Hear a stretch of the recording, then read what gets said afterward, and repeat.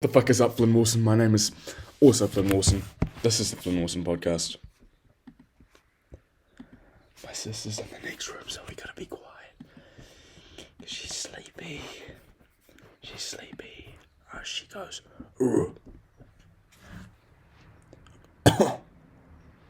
Yes. Yes. Oh my god, how many garage sales are there this week? This week is gonna be fucking lit. Oh my god, are you serious? How many fucking garage sales are there? I'm freaking out.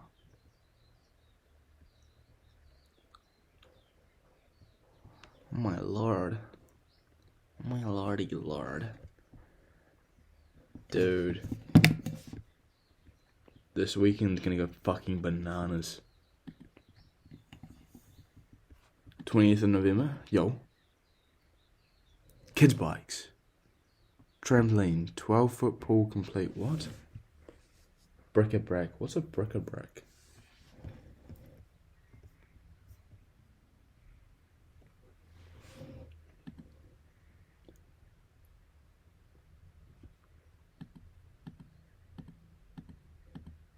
You just selling your fucking kitchen? What the fuck is going on?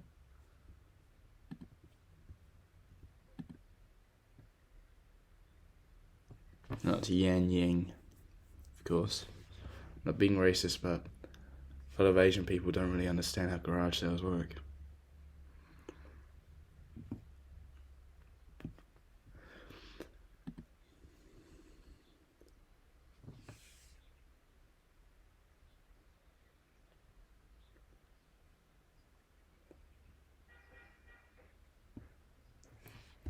Oh my god, why are there so many in Fielding? I'm gonna go to Fielding, obviously. I went to Fielding last time, but why are there always so many in fucking Fielding?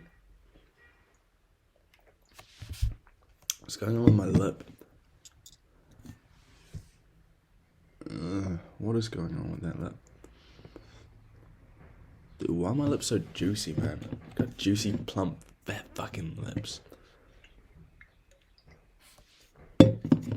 Alright, we're gonna do some study. I'm just fucking around a little bit beforehand. I'm hype beast at how many garage sales are going on, though. I'm hype fucking beast.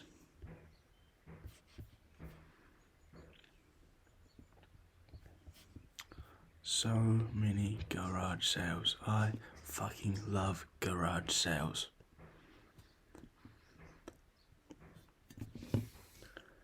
Cause I'm already dying now. Ooh, ooh. I'm already calling now.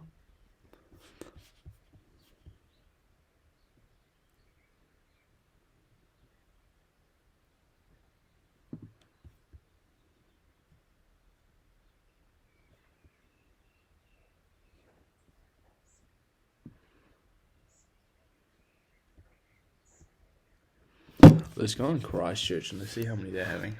Oh my god. So many garage sales. I love fucking garage sales, man.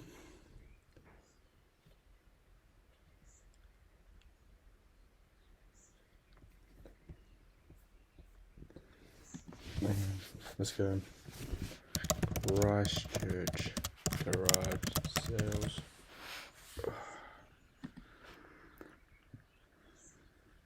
No. No, no, no.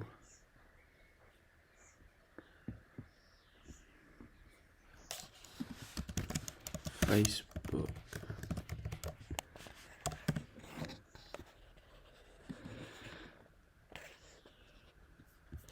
No, why are they groups? I just want to go to the fucking page. Here we go. Cause I'm already calling out. Dude, so many garage sales in Christchurch. Oh my lordy lord.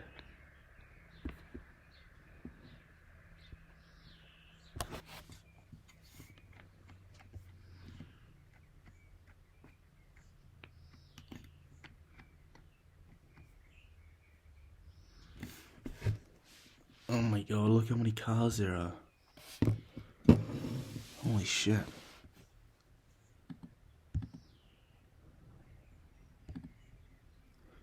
Shoes? I fucking love shoes. Far out, dude. When I move to Christchurch, gee, homie, it's gonna be fucking crazy. Crazy amount of garage sales. I fucking love garage sales.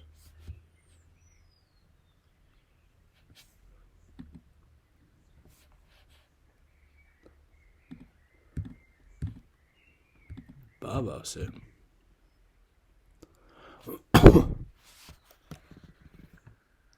We got an 18 kg barbell. What the fuck? Anyways, items I'm selling.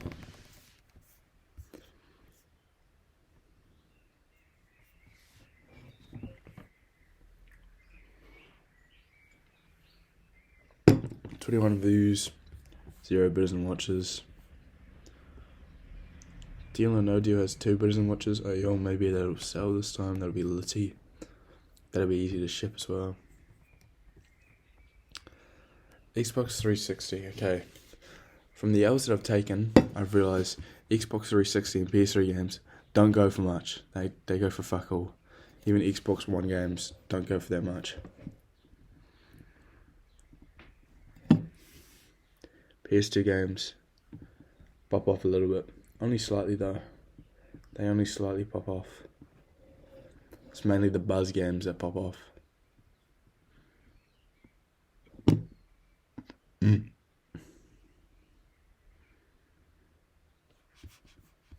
So far, none of the items I'm selling this week have any bids. A lot of them are really just shit like that just isn't going to sell.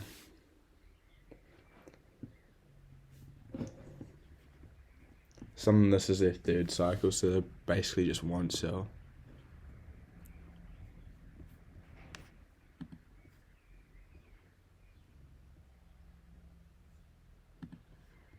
Gee, okay, let's write up a to-do today. Music cutter, fuck's sakes, I don't want music cutter, no. You got me fucked up.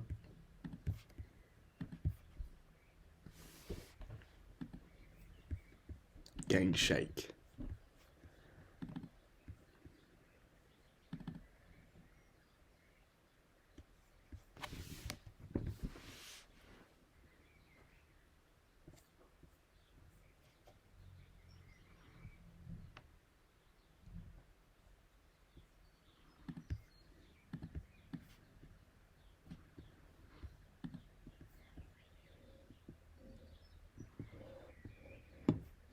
My cousin had a viral TikTok that blew up, but he's got 0 sales. 168 site visitors. Well, he reckons like 100 that weren't him. Sketchy. It's getting sketchy. Looking like maybe the product, the Gang Shake, isn't the play. Fuck, I bought a domain for it already.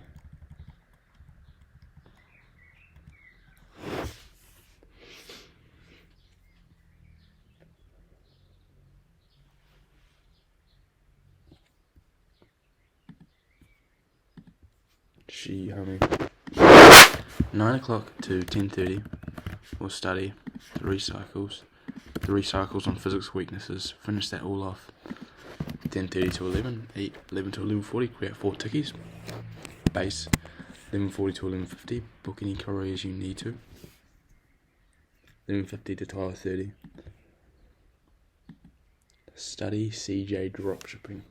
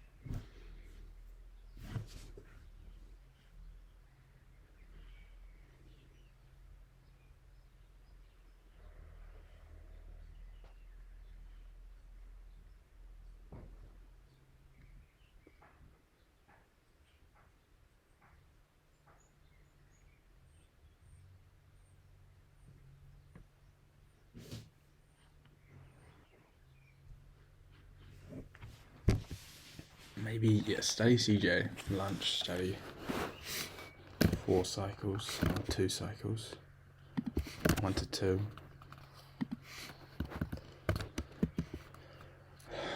On past exams. 2 to...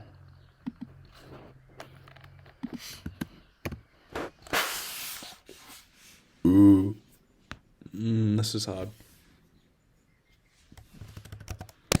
30.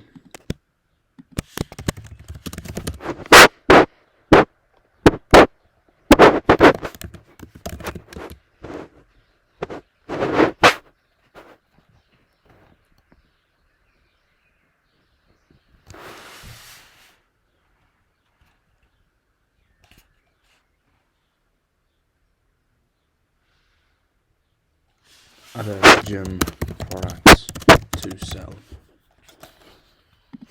2:30 to 3. It's probably 8. My mate is wanting to go to the gym earlier. I said that I'd come with him, so 3 to 5. Gym. 5 to 5:30. Read.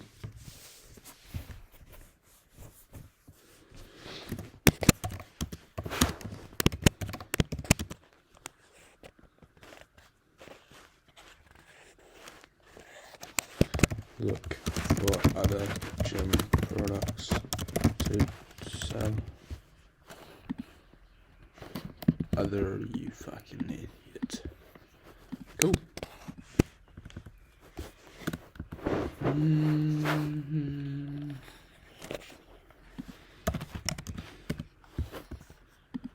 I'm having another look at garage sales, fuck's sakes. I love garage sales. Too much. Let's open up all the ones that I'm going to.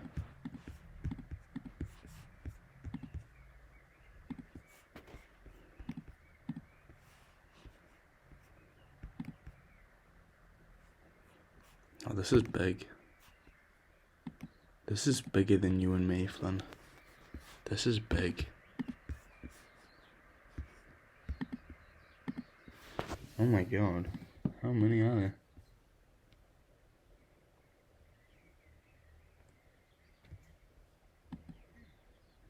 Is this one not this week? 4 days ago.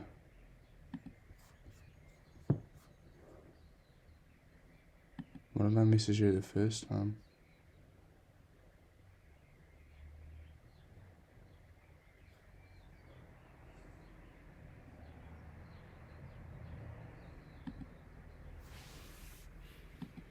This could even be a potential one.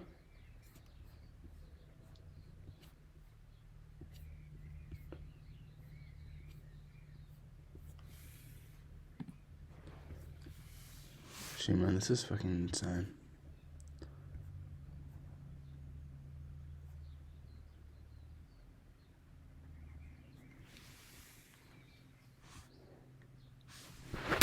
I'm already 1, 2, 3, 4, 5, 6, 7, 8 fucking garage sales. This one's in Palmy, I think.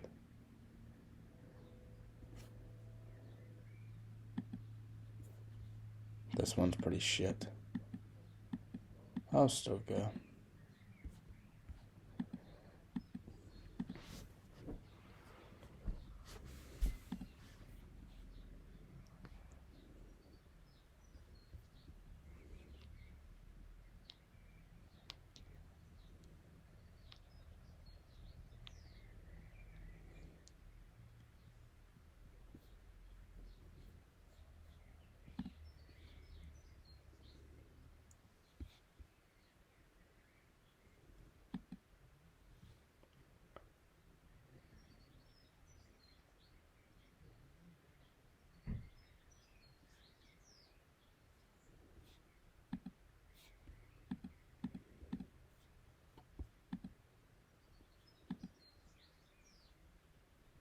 Shit, this one's in Fielding, it's 8 AM. This one's in Fielding, it's 8 AM.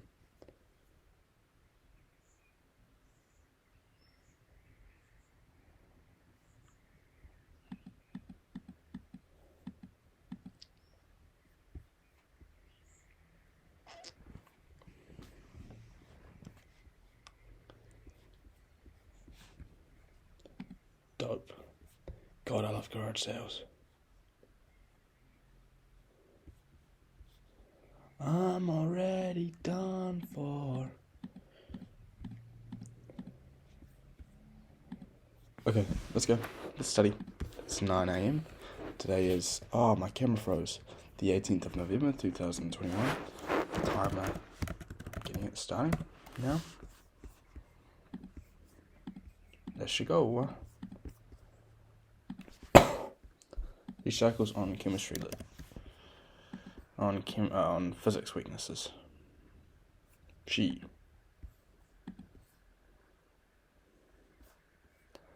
I'm already crying out. Dude, I had the weirdest thing happen to me this morning.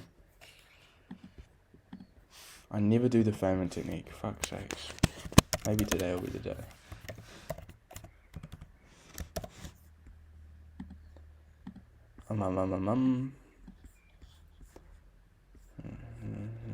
Yep, you. Go on, learn, coach. Yes, sir.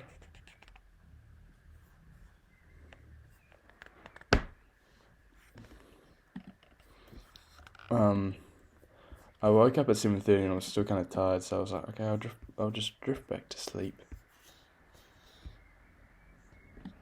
The super detailed dream that seemed to last for ages. We were boarding a boat, or was it a plane? I think it was a plane.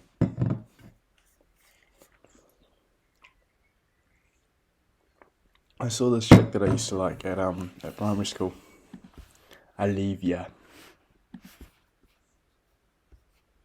She's going out with like this kid called Adash. It's like a little kid, he's like 5'4". It's fucking annoying. And I think that the chicks that I used to like, Olivia, she's gone. Why am I saying Olivia? Gotten a bit fat now. Whatever now. Anyways. Unrelated side note. I was like, I used to like you in primary school. And I also used to kind of like you. There was this chick beside her who turns out her name was Feet. I don't know why her name was Feet. This person doesn't exist, by the way. She was like, my name is Feet. I'm like, oh, what the fuck? Your name's Feet. Anyway, we went in, we boarded this plane. Like, the chicks were on this side, the dudes were on this side. And then me and Olivia went in at the same time. We sat, there was kind of like we just got to sit on this mat. Like all the other people were sitting on the floor. And then there was this nice springy mat that we got to sit on. It's kind of putting my feet everywhere, kind of fucking annoying her. She had a baby whose name was Jake. I'm not kidding, I remember this exactly. The baby's name was Jake, or at least I thought it was Jake. She was like shoving the baby in my face. I was like, that's a baby. I was like, get out of my face, Jake. Then I woke up, and I felt like that dream, I felt like I was asleep for ages. So I woke up at 7:30, and I was like, hey Alexa, what is the time? It's 9:04 a.m. That's what she said. 9:04 a.m. I was asleep for 1.5 hours, except that didn't happen. Really, it was 7:41 a.m. It was like asleep for 10 fucking minutes. From when I woke up, went to sleep, and went into what's it called? I think it's REM sleep when you have detailed crazy dreams or something. I don't even know. Anyways, this first study thing, we're taking it pretty light. Hey, we're taking it pretty... Dude, pause the timer. I'm not even watching a fucking video.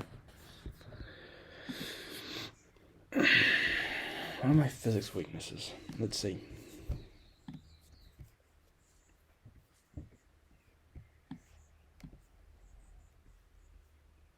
What's going on here? I don't need the to-do today on... What?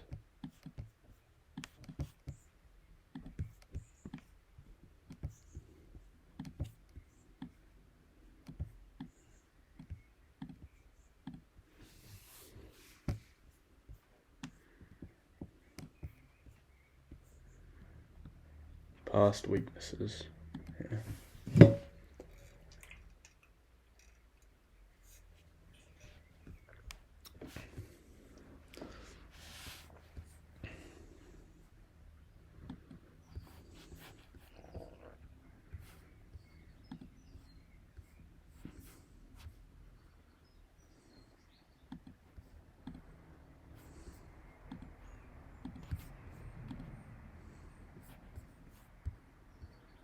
Welcome to this first video on Why are you so loud? Welcome to this second video on circular motion. Last time we looked at orbiting objects in circular motion. In this video, we're going to look at vertical swinging in circles, the forces that they have and what the key ideas are. Let's go. The main premise of the whole thing is that when you have something going round and round in a circle, for example, a bucket full of water, as you spin it around by your arm and by a rope, it's going to have a gravity force at the very top, because the bucket has a weight.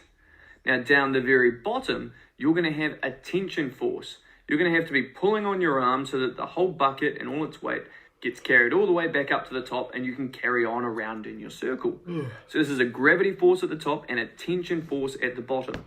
But it does get a little bit more complex than this, because at the very top, unless you're going really slowly, the slowest you can possibly go, you're still going to have some tension in the rope. The rope doesn't go loose at this point. Yes, sir. So there is a small tension force most of the time.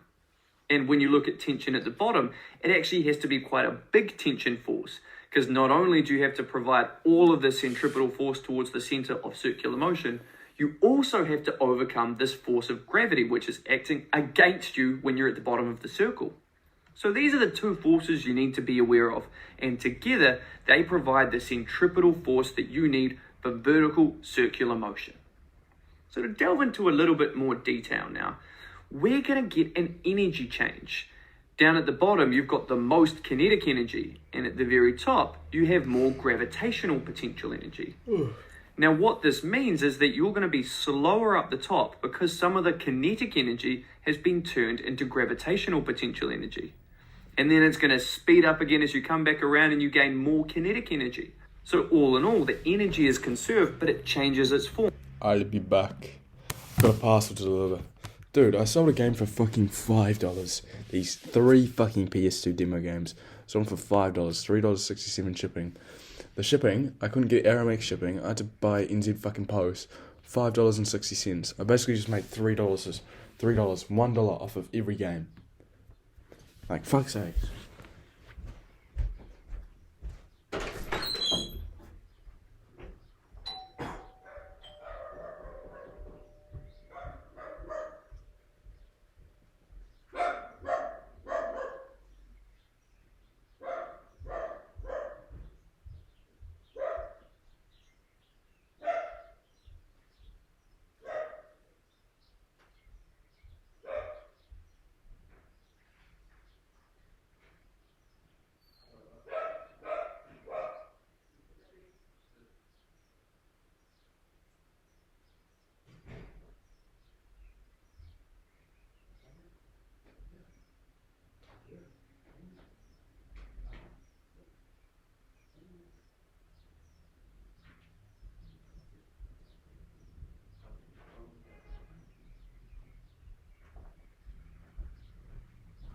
Who was being a barky doggy, huh?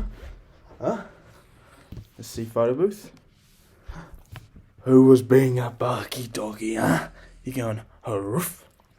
Hey, Jess. Yeah, I put you down there.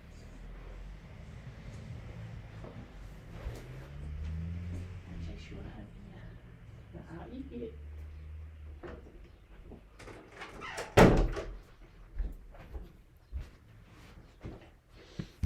I'm already done for.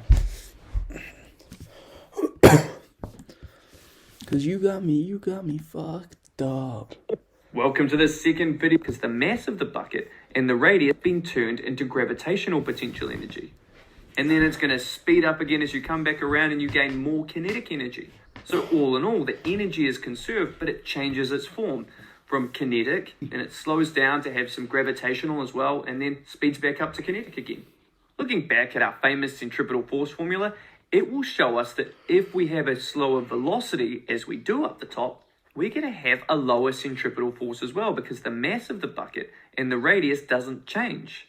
So that means there's a lower force as well as a slower speed. The slowest it can possibly go is when you have no tension force at all. So it's going just fast enough to carry on around in a circle. Gravity is providing 100% of the centripetal force, and any slower than that, the bucket would come around and fall on this person's head. This changes the formula around because now the total force, this is when it's going its slowest, is going to be made up by gravity. And the force of gravity is mass times acceleration due to gravity. That's g. So we can substitute that back in instead of ma. Again, we can cancel out our m's because there's the same on both sides. And we're left with the gravitational force equals the velocity squared divided by r. So if you ever need to calculate the lowest possible speed, you can use this method. F equals ma, but in this case, a is g, which is always 9.8, and you can rearrange this. The final thing we need to know is that we can actually do some calculations. Because we know it's going from gravitational potential energy and speeding up and gaining more kinetic energy before it loses it again to gravitational potential energy, then we can use these formulas. The formula for gravitational potential energy is mass times gravity times the change in height. And the kinetic energy formula is half mass times velocity squared. So this is everything that you need to know. You need to know the force at the top is gravity plus a bit of tension force almost all of the time. Now there's a big tension force at the bottom, and this is for several reasons. It's one, you've got to overcome the gravity force. Two, the entire centripetal force is a tension force. And three, it's actually going faster down the bottom. Therefore, you need a bigger force, bigger centripetal force, to actually pull that back into the center at a faster speed. And finally, we saw that we had some conservation of energy because it was going from gravitational potential energy right up the top all the way around to kinetic energy as it speeds up around the bottom. Then it slows down to gravitational up the top again, and the cycle continues. And we can use our formulas for gravitational potential energy and kinetic energy to do any calculations we might need to do. But the difference is always going to change from one form to another form. Let's look at some questions now. We've got a ball over here on a cord, and the cord is 1.2 meters long. It's swung around in a vertical circle. So we've got the mass of the ball is 250 grams, and it's going at 4 meters per second at this point here. We've got acceleration due to gravity given to us. We need to calculate this. Oh, for fuck's sake, what? So what, do you have to calculate? Yeah, do you have to calculate that as well? Yes, you do. Gravity, so that's tension.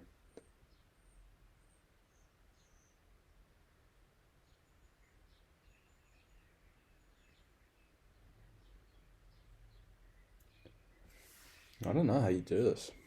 Size of the centripetal force I've done this question before, though, that's acting on this ball. and I got it right. So we're going to go to our old faithful centripetal force formula. This is mass times velocity squared divided by r. Now we know the mass, it's 0.25 kgs. We know the velocity, it's 4. And we know the radius, it's 1.2.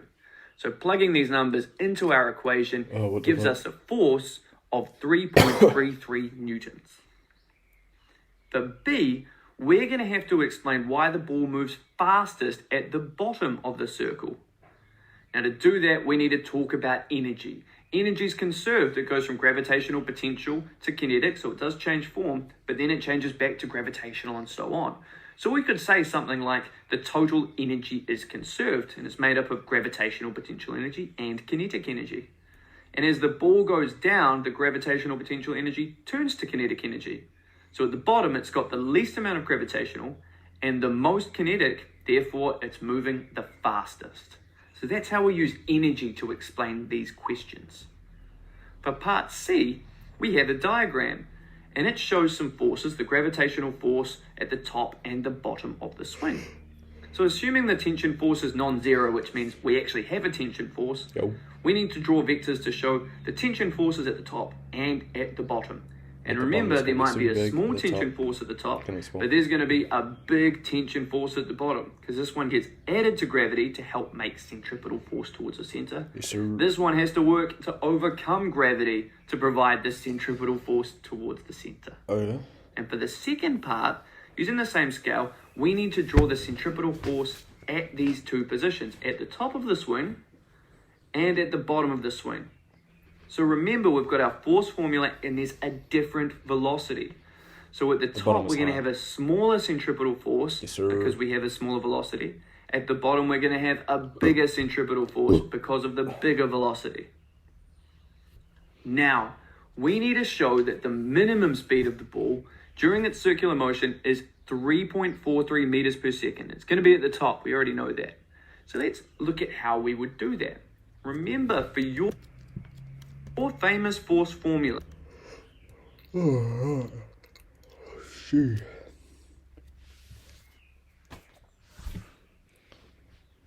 Cause you got me fucked up.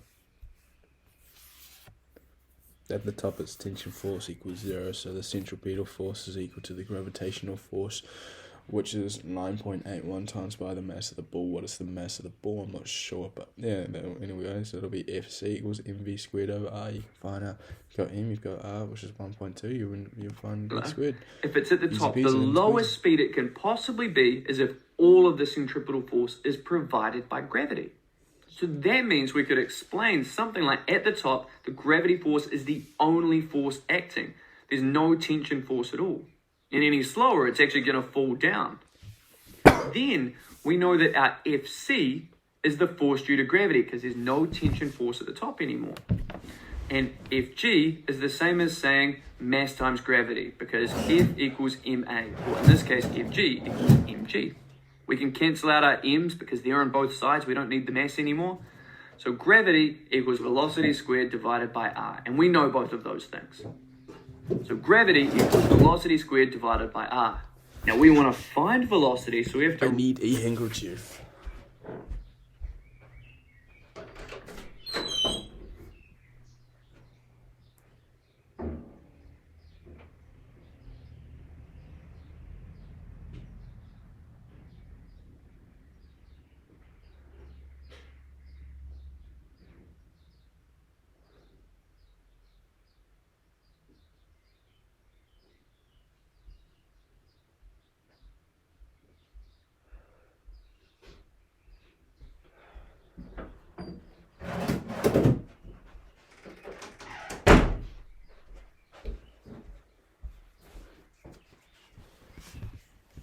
Oh, just play from the normal place, please. Play from the Welcome start. to the second video on circular motion. Love equals the square root of g times r. We're going to times both sides by r, and then we're going to square root both sides. If you put in your number for gravity, which we know is 9.8, times it by 1.2, the radius, we're going to get an answer of 3.43 meters per second, which is exactly what we want. That's the slowest speed you can possibly get before this falls on your head. Let's go. Finally, Before this we have falls question on E. your head. We've got a ball that drops to its minimum speed of 3.43 meters per second up the top.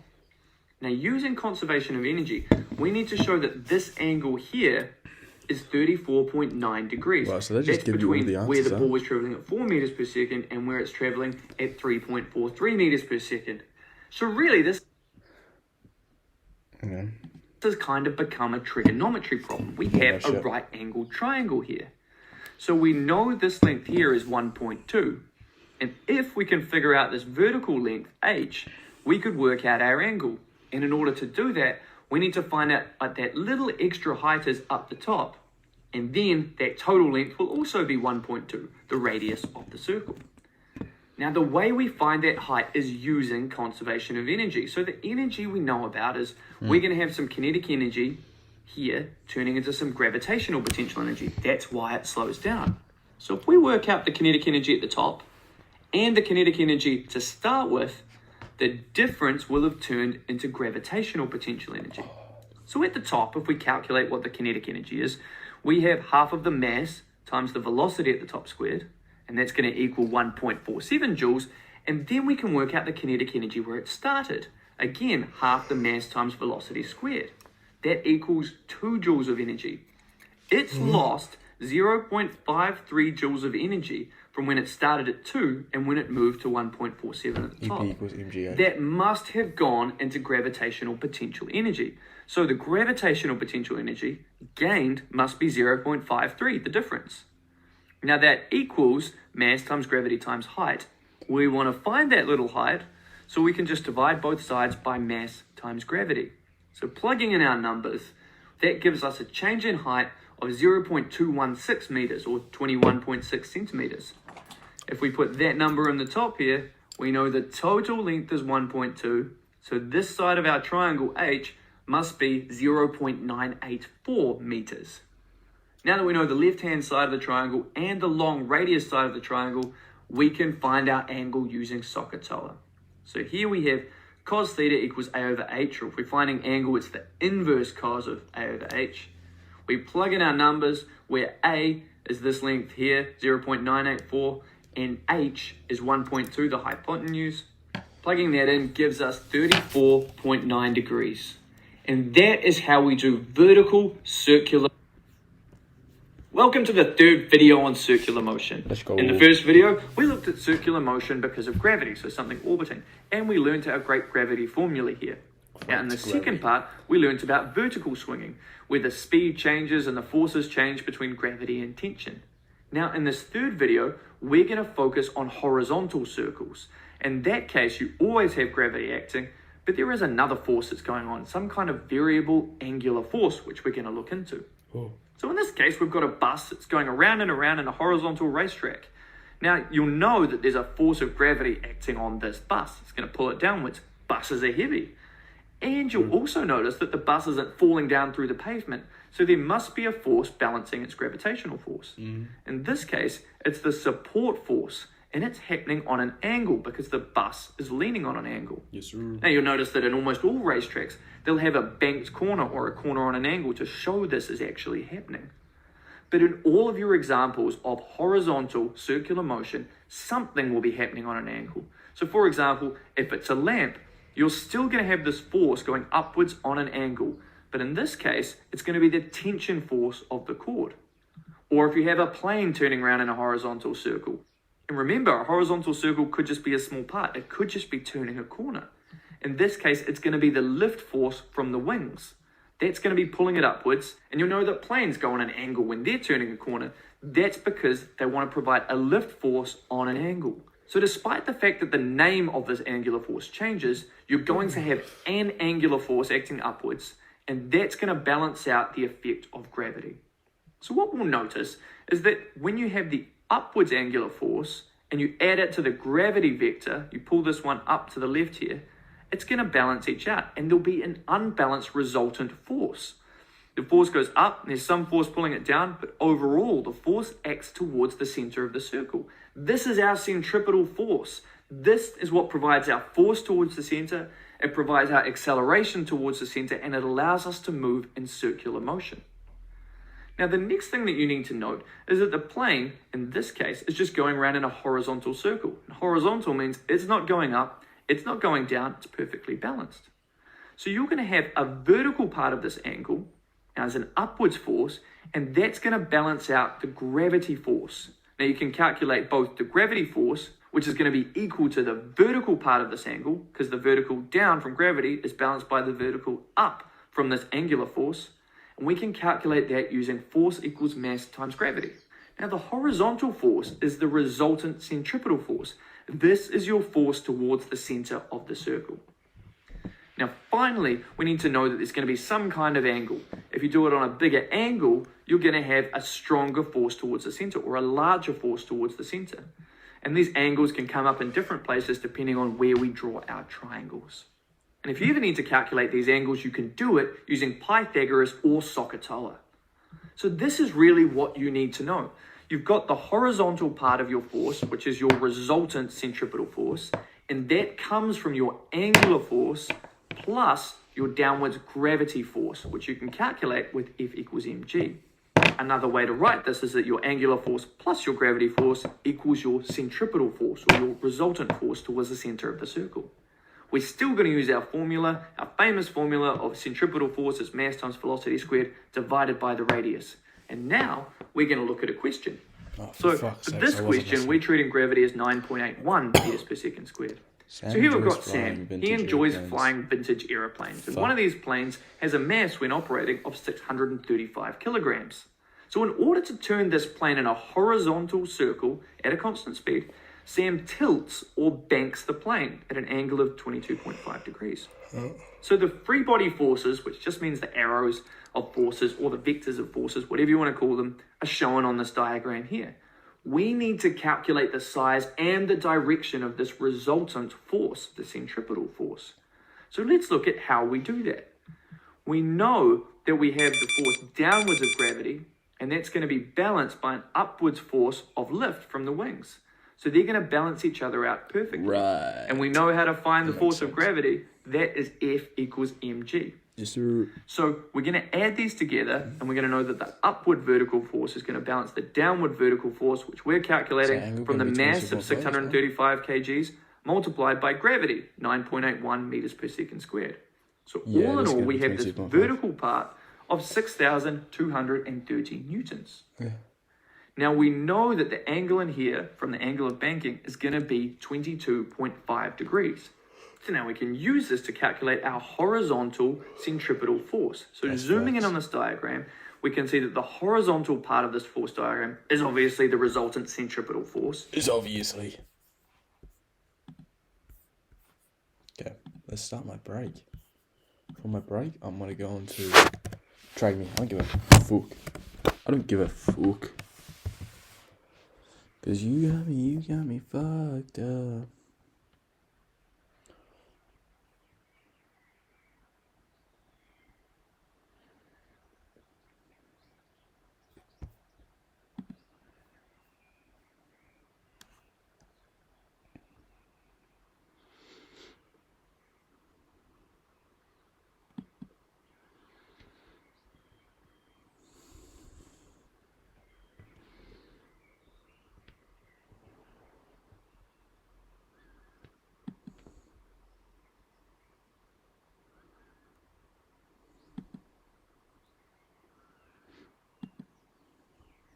Hey, that's what I'm selling.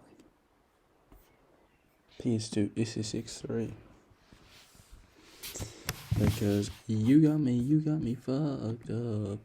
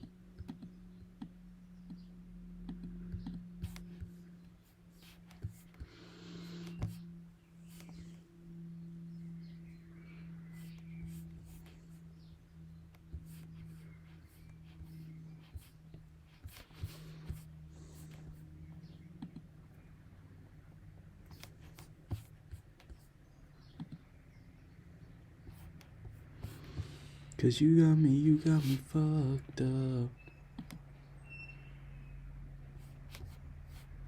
I just have 2 billion watches this fucking game.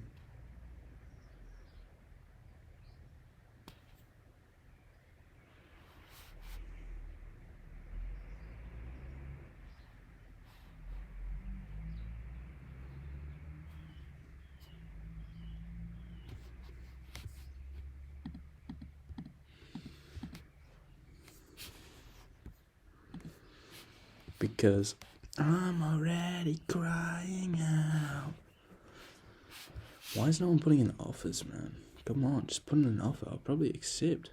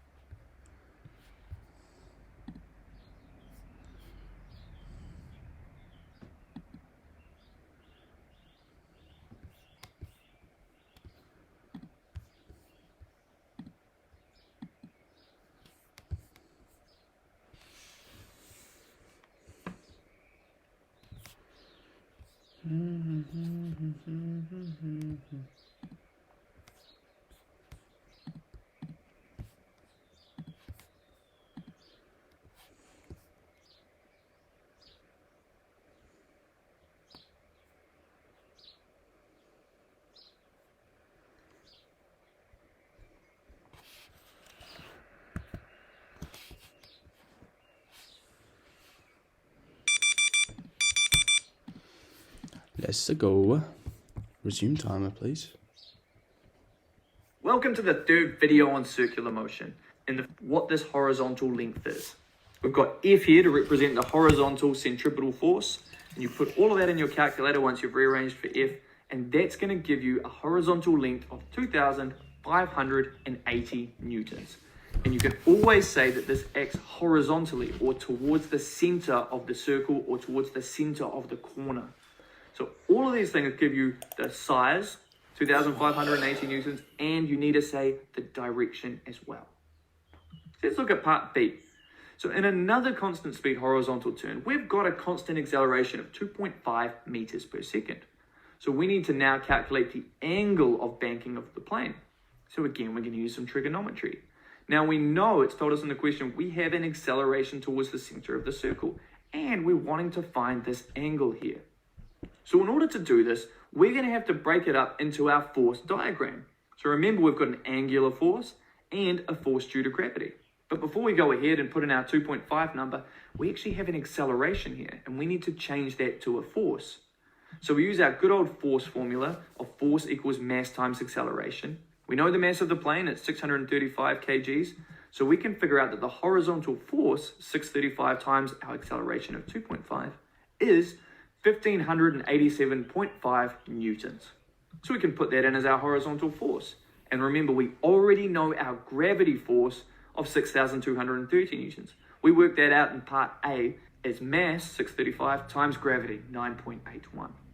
Now that we've done this, we can figure out our angle of banking here. This is shown by tan of our angle is the 1,587.5 divided by our 6,230. If you rearrange that to just get your angle and put that into your calculator, you'll get an angle of 14.3 degrees. And this is your angle of banking of the plane in a turn. Now for part C. It's saying for a plane to turn in a horizontal circle at a steady speed, it's necessary to tilt the plane. So by considering all of the forces that act, explain why this is the case. So the key idea we've been looking at is these different forces that act together, and we must use these in our explanation.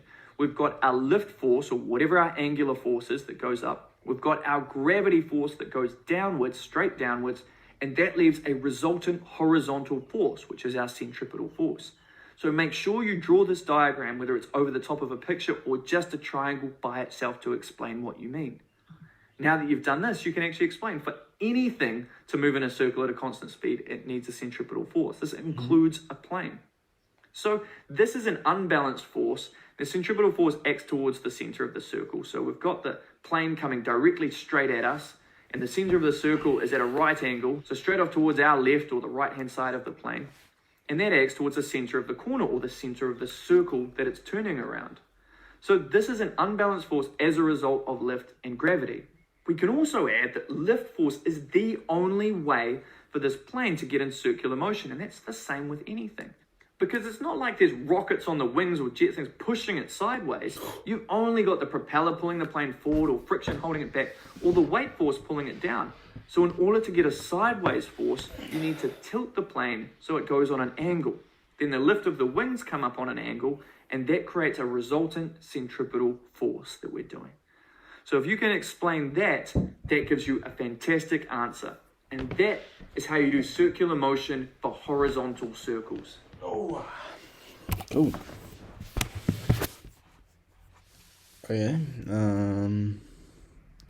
Rotational motion, maybe?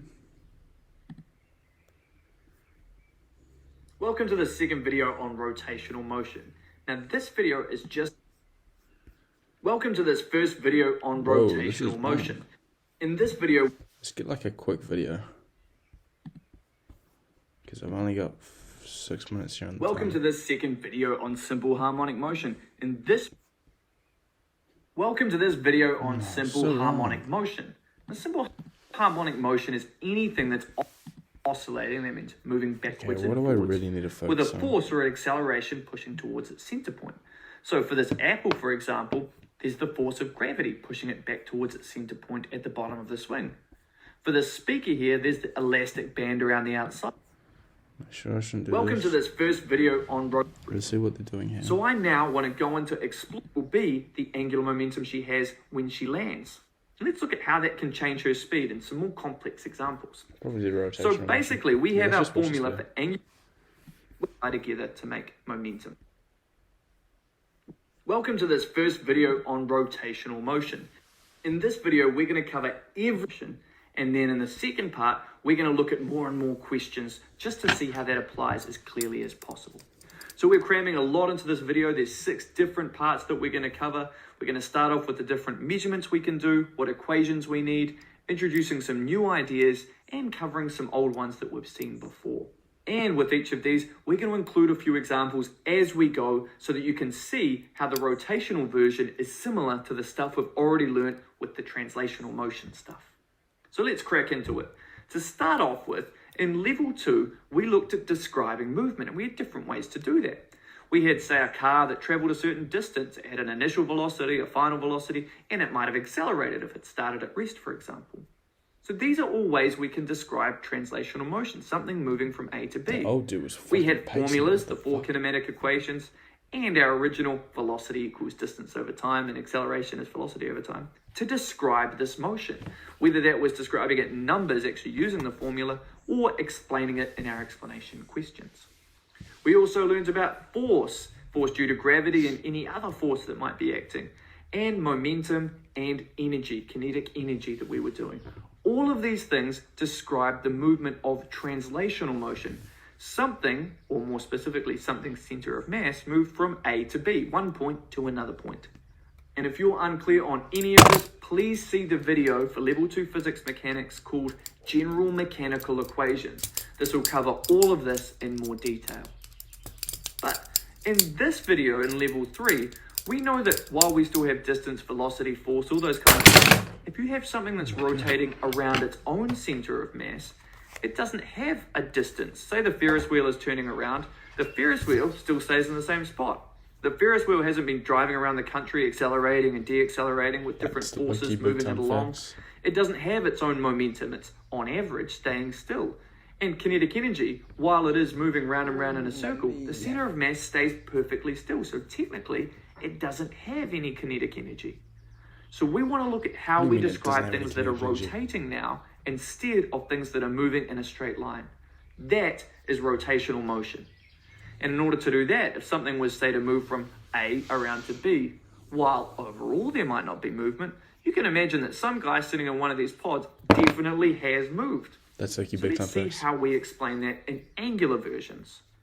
So there is an angular version for all of these descriptors. So distance, for example, instead of just being a distance traveled, it's an angle, because going around from A to B, it's an angle that you've covered in a circle. We're rotating now. An angular distance is just simply an angle. Now, angular velocity, you've also moved around. You moved around at some speed. So instead of just saying velocity now, we can say there's an angular velocity. And this is called omega. And it sounds really similar to the omega that you might have heard on TV with fish oil or whatever. But this is actually pronounced omega, and it means angular velocity. Omega. Now, same with the angle, it's measured in radians per second, not degrees per second. And finally, we have an angular acceleration. You might be speeding up as you rotate, and although the Ferris wheel isn't accelerating around anywhere, an individual rotational part is. So we have an angular acceleration, which is radians per second squared. So this is an exact translation of distance goes to angle, then we have an angular velocity and an angular acceleration, but it doesn't stop there. We also have an angular force, which is called torque, and this was covered in level 2. We have an angular version of mass, which is called inertia, which we'll cover further on. We also have angular momentum, which is L, and we have rotational kinetic energy, which is the kinetic energy version. So as you'll see, everything we've used to describe our movement up till now has a rotational version. So the most important thing you can do for the rotational part of mechanics is to learn really clearly what the rotational version of each of these things are. And they're listed on the screen here. So you must spend the time doing this. So that's what rotational measurements is about. Now, let's look at rotational equations. So equations have their rotational version as well, and it's actually a direct substitution of the angular version in place of the translational version. So for example, we have velocity equals distance divided by time. Now we could replace velocity with angular velocity because that's what it changes to. We could replace distance with angle, and time doesn't have any direction, it's just time, so we leave it. So that's the new formula for rotational motion. Angular velocity equals angular distance, or just angle, divided by time. Or we might have acceleration as velocity over time. So again, we can replace acceleration with angular acceleration, velocity with angular velocity, time stays the same, and we have our new rotational formula. This is the same with the kinematic equations. Initial velocity, which is now angular velocity, final velocity, and acceleration in time. They all become angular. Same here, distance, velocity, and time become angle, angular velocity, and time. Velocity, angle, and distance. Angular velocity, angular acceleration, and angle. Again, it all remains the same.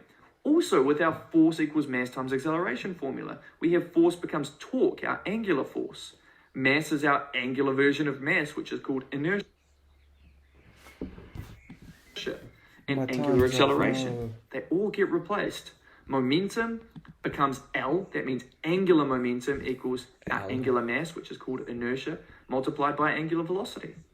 And finally, we've got kinetic energy. This has a rotational version as well.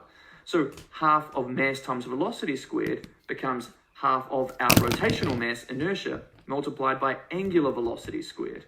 And this is called EK rotational, or EK rot. So as you'll see, it wasn't just that we have an angular version of everything that describes movement. We also have the exact same things in the exact same formulas, but we've replaced our original describing things with angular descriptors or angular units. So to see how we might do this in a question, we'll have that Sam is on a chair in one of these Ferris wheels. He's at point A over here. He's traveling with an angular velocity of 0.07 radians per second. So the Ferris wheel then slows down for 40 seconds until Sam comes to rest over here at point B. We need to calculate what angle did Sam cover in his time. So if you'll notice what we've got he starts at a certain position, we've got a velocity or an angular velocity, we've got a final velocity because he comes to rest, we have a time, and we want to find a distance, which is an angle in our rotational motion picture. So looking at all these things, we need to find a formula that has initial velocity, final velocity, time, and distance, but in our angular versions. So that is this formula here. Distance equals initial plus final velocity over 2 times time. So now we substitute in the numbers that we know. Our initial velocity, it says, is 0.07 radians per second. It's an angular velocity. Then we add our final velocity, which is stationary, so it's 0. Then we divide by 2 and multiply by our time, which is 40 seconds. Plugging this all into a calculator, we get a final angle, or an angular distance, of 1.4 radians. So I hope you'll see that this is exactly the same as the level 2 stuff we've done, except that we're using the rotational versions of everything. Facts. So I now want to go on to explore the different types of rotational versions there are and all the different questions you can see to keep showing you that it is the same as what we've done in level 2, but now there's a rotational version. So next up, we're going to look at radius, torque, and inertia. So there are different formulas which rely on radius. We'll see that distance relates to its angular distance by a radius. Same with velocity, same with acceleration, same momentum depends on it, as well as inertia, our angular mass, and our angular force, which is torque. So looking at each of these separately, we'll see that the radius really does matter. For example, if we're talking distance, there's a little point on this bike wheel, which has a radius of 20 centimeters, very small bike wheel, and compare that to something which has a radius of 20 meters, a Ferris wheel over here. If they're going to go through the same angle, but because the Ferris wheel has a radius that is 100 times that of the bike wheel, we'll see that it changes things, so the radius matters. And we'll also find that a bigger radius means a bigger everything else. So, if we're talking about a distance on the edge of the bike wheel, that's going to go from point A to B. There's going to be a much bigger distance traveled if you go from point A to point B on the Ferris wheel. So because of the bigger radius, you travel a much bigger distance, despite the fact that the angle is the same. So distance matters to radius. Velocity is the same. That point, if it travels there in a certain amount of time, is going to travel much slower if it's going from A to B on a tiny bike wheel compared to if you're going that fast round in a big Ferris wheel. Same with acceleration. If you speed up to going 1 revolution per second on a bike wheel, the edge of the bike wheel is not moving that fast. But 1 revolution per second in a Ferris wheel is insanely fast. It just would never happen. And again, it all depends on radius. Now we're going to cover these other parts one by one in a little bit more detail, but I hope you understand that a big radius generally means a bigger everything else rotational. So we talked a little bit about torque last year. We had this formula, torque equals force times the radius. So you'll have an angular force, something that's forcing round in rotation. For example, that might be a crescent spanner turning a nut or a bolt around in a circle. We know that if we have a longer radius, it provides a much bigger turning force. So a longer spanner will be much more effective in turning a nut than a shorter one. And that's why it's really hard to do it with your fingers. You've got no radius effectively, or a very tiny radius effectively. Now, if you want to know more about torque, you can see the Level 2 Mechanics video on torque and equilibrium. Next up, we want to look at what's called inertia. Now, if you look at the monkey spinning around and around here, you'll notice at the start and at the end, the monkey's arms are spread out. And when the monkey's arms are spread out, it's rotating a lot more slowly than when the monkey's arms are pulled in, which will go faster. That is because of this thing called inertia. A bigger inertia means the mass has a further radius away from your center. So when the arms are out, the mass is really, really spread out. It's far away or has a big radius away from your center of mass or your center of rotation. So when you're talking a monkey, that's going to spin slower. It requires more effort to move something with bigger angular mass, or what's called bigger inertia. And you'll see that in the formula over here. Inertia is mass times radius squared. So if you have a bigger radius, you're going to have a much bigger inertia. So you spin slower. Whereas if the monkey pulls its arms in, you're going to have a much smaller radius from the mass of your arms in towards the center of rotation. Therefore, you're going to have a smaller inertia and you'll spin faster. Now, this idea comes up again and again. And it also relates to the idea on angular momentum, which we're going to cover now. And the key idea you want to keep is that angular momentum is conserved. Just like we've been learning that momentum is conserved right the way through level 2 and level 3. That's my little note. So momentum formula is shown here. It's L equals mv times r. We also learned before that L could be the rotational version of mass times velocity, which is inertia times angular velocity. So in this moving picture, you're going to see that you have a ballerina on ice skates. She takes off, she pulls her arms in, and she spins really fast before landing and skating away again. So we want to look at the reason that she jumps up and she's rotating really slowly. But the instant her skate leaves the ground, she pulls her arms and legs in and she spins a lot faster. But how does she do that if she's not pushing off anything? But in actual fact, the reason is her angular momentum is conserved. There are no external forces when she's in the air. So the angular momentum she has when she takes off will be the angular momentum she has when she lands. Let's look at how that can change her speed in some more complex examples. So basically, we have our formula for angular momentum equals angular mass times angular velocity. Angular mass is called inertia. If we have a set amount of angular momentum, when you put your arms out, your angular mass or your inertia is large. Therefore, to balance that out, your angular velocity is going to have to be small because they multiply together to make momentum. Whereas if you pull your arms in, you make a small inertia. Therefore, your angular velocity becomes larger, which means you're spinning faster. So this is why angular momentum is conserved is your reason for why you're changing speeds when you change your inertia. It's because of this formula here, and use that in your explanation. Now I want to look at 2 different examples, and if you can follow along with these, you'll follow along with anything. Again, it uses the exact same conservation of momentum principles we've learned in the past. Now, it's just with angular versions of everything. So what happens here if we've got our ballerina on ice who's spinning around and she has 2 weights, 2 dumbbells in her hands? Bruh. If she goes along and drops them, what happens then to her angular velocity? She's lost mass or she's lost some inertia, therefore does she speed up? And the answer is no. Her angular velocity remains the same. And that's because you've got one system overall, which is the dumbbells or the weights plus the skater, And together, Right. that momentum does not change because these weights, when she drops them, will still have their momentum with them. So will she as a skater. They all keep the same momentum they had before they were dropped because they're one system. This is a point which has come up several times in exams, and you just need to be clear that she won't speed up if she loses that weight or changes her inertia, if she drops it or if it flies away somehow. Right. This next example is just the rotational calculation version of momentum is This is so conserved. fuck. So again, we're going to keep our formula up here. Momentum equals rotational mass or inertia times rotational velocity. Here we've got a guy called Jorge. He jumps up in the air and he actually decides to spin the top half of his body around in a circle. Now, if you actually try this right now, if you get up on your feet, jump straight up in the air, and then with your arms out, try and spin them around, see what happens to your feet. You'll notice they spin in the exact opposite direction and probably spin quite fast around in that other direction. So we can imagine that there's two cylinders just purely to make life simpler for us when we're doing the maths of it all. Imagine the top half of his body weighs 40 kgs and has a radius of half a meter on average. And this is going to spin around anti-clockwise. Now we can imagine his feet is a smaller cylinder because his legs are not spread out. We can say the radius is half as much as the top half of his body. And it's a smaller radius, it's going to spin around the opposite way to balance it out.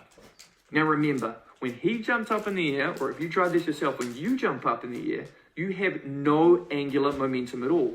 If you jump straight up, nothing is rotating. But you can choose to twist the top half of your body around while you're in the air. And therefore, in order for momentum to be conserved, your body is going to have to balance itself. Any rotation from the top half is going to have to be balanced out by opposite rotation from the bottom half. So this might come up in some calculation question, as in Jorge jumps straight up in the air with no rotation at all. So when he's in the air, he rotates his upper body anti-clockwise, like we've got on this diagram, for half a second. And it goes through an angle of 1 radian. So we need to calculate what the angle and direction of his lower body will be. So where do we even start? Well, firstly, we need to know that it's a momentum is conserved question. There was no momentum to start with, therefore, no matter what starts rotating, it will be balanced out to equal 0 overall. So, if we want to calculate the momentum of his top half, which might be the simplest, we have our formula, momentum equals angular mass or inertia multiplied by angular velocity. The problem is, we don't yet have inertia. So we need to get our formula for inertia over here, which is equals mr squared. We also don't have our angular velocity, so we can get our good old velocity equals distance over time formula and calculate this angular velocity one by one. Then we can get our angular momentum. So putting those in, to find his inertia, we've got his 40 kgs of his top half, multiplied by his radius, which is on average half a meter, squared, The fuck because is radius going on? squared. That gives us an inertia of 10. Then we want to work out his angular velocity. And that's 1 radian. That is so we've got our weird. angle, and What it tells kind of us, a weird divided by question is half a this? second, his angular velocity is 2 radians per second. Dude. Now that we've got his inertia and his angular angular velocity, velocity we is can 2. multiply them together to find the angular momentum of his top half. Therefore, he has an angular momentum on his top half of 20. Now, like we said, any rotational momentum on the top half is going to have to be balanced out by the opposite True. angular momentum on the bottom half, because overall it must be 0. He started with 0 and momentum's conserved. So therefore, we know that the momentum on the bottom half has to be negative 20. Yes, So sir. now we can use that to go backwards and find what's the angle and direction of his body. Now, if we want to find angle, we use our distance equals velocity times time formula, remembering that angle is our distance in this case. But again, we don't know angular velocity of his bottom half, that's different. So we can rearrange our formula for angular momentum, because we know that one to get velocity. So velocity equals momentum over mass, or angular momentum over inertia. But again, we don't actually know the inertia of the bottom half. So we can figure that one out with our inertia formula, which we have on the left-hand side. I equals mr squared. So figuring out our inertia, we've got the 40 kgs of his bottom half times by the 0.25 radius squared. That gives us inertia of 2.5. Plugging that into our angular velocity formula, we have our momentum, negative 20, or that's just directional, so we can just say 20 divided by 2.5. That gives us 8 radians per second. That's our angular velocity of the bottom half. Notice it's a lot faster than the top half, probably because his legs are pulled in with the lower inertia. Then we can do our angle. Now our angle is our angular velocity, 8, multiplied by the time we were doing it for, which is half a second, and that equals 4 radians. And Remember, this is all happening in the opposite direction to his top half because momentum is conserved. So I've gone through a deliberately complex example to try and show you that no matter how crazy the calculations, you are always going to have to do the same principles you've done with translational motion. Momentum is conserved. The top momentum plus the bottom momentum, or the momentum before and the momentum afterwards, must always be the same. And you're just going to use your new formulas from the angular version of everything to do those calculations. So again, get really familiar with these terms and get really familiar with the formulas is the best thing you'll do for rotational motion. Cool. Now, we're on to rotational kinetic energy. Okay, let's take a break. Let's eat a banana and I don't know. One person took like weeks to respond to my email. She just responded. Have you still got the games? Sure do. Sure do. You got me fucked up.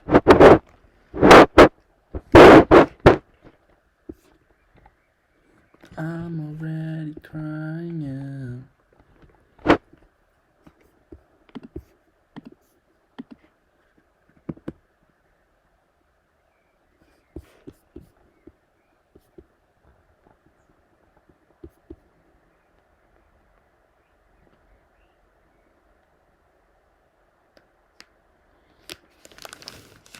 Dude, Xbox One games do not pop off. Fuck.